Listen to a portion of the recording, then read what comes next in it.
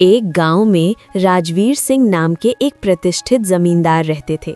राजवीर सिंह बहुत धनवान थे। उनकी दो बेटियां थीं, सावित्री और कमला।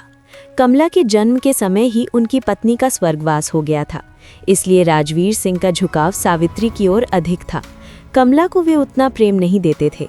सावित्री को ये बात भली भांति पता थी और उसे अपने पिता के प्रेम पर बड़ा घमंड था।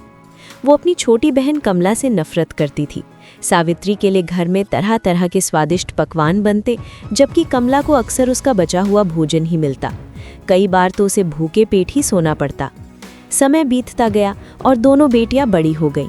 कमला प्रतिदिन सुबह जल्दी उठती, स्नान कर घर के आंगन में लगी तुलसी माता की पूरे मन से पूजा करती। उसके बाद मंदिर जाती और लौटकर घर के सारे काम निपटा देती। वहीं सावित्री देर से उठती, सज संवर कर घूमने निकल जाती। पूजा पाठ से उसका कोई लेना देना नहीं था।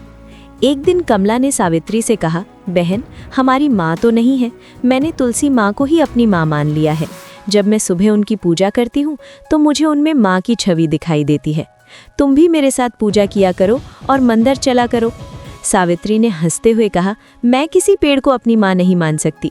मुझे पूजा पाठ की कोई ज़रूरत नहीं। मुझे जो चाहिए वो मुझे बिना इन सब के मिल रहा है। कुछ समय बाद राजवीर सिंह ने एक बहुत ही अमीर परिवार में वर देखकर सावित्री का विवाह तय कर दिया। सावित्री बहुत प्रसन्न थी। उसने कमला से कहा, देखा, बिना पूजा पाठ किए भी मुझे कितना अच्छा घर मिला है। अब मैं पूरी जिंदगी ऐश करूंगी।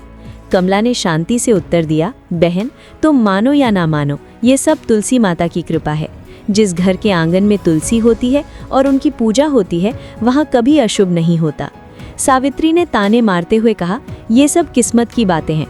तू बचपन से पूजा करती आई और तुझे हमेशा पुराने कपड़े और जूठन ही मिली, और मुझे बिना कुछ किए सारे सुख। कमला बोली, बहन, घमंड ठीक नहीं। एक बार विदा होने से पहले तुलसी माता का आशीर्वाद ले लो, ताकि ससुराल में भी सुख मिले। उसी समय पीछे से राजवीर सिंह बोले, तू अपनी चिंता कर, सावित्री को कोई कष्ट नहीं होगा। मैंने ऊंचे खानदान में रिश्ता किया है, पूजा पाठ से कुछ नहीं होता। कमला ने कहा, पिताजी, भगवान की इच्छा के बिना तो पत्ता भी नहीं हिलता। ये सुनकर राजवीर सिंह क्रोधित हो गए। ठीक है, तेरी शादी मैं किसी बहुत साधारण घर में कर दूंगा, तब देखूंगा तेरी पूजा कितनी काम आती है। सावित्री की शादी के बाद राजवीर सिंह ने कमला का विवाह एक छोटे किसान से कर दिया और उसे कोई दान दहेज नहीं दिया।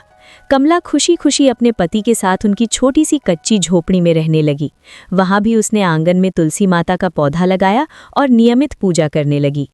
कमला के साथ आगे क्या हुआ, जानने के लिए बने रहिए। दूसरे भाग के लिए तब तक हो जाए कमेंट में जय हो तुलसी मैया की।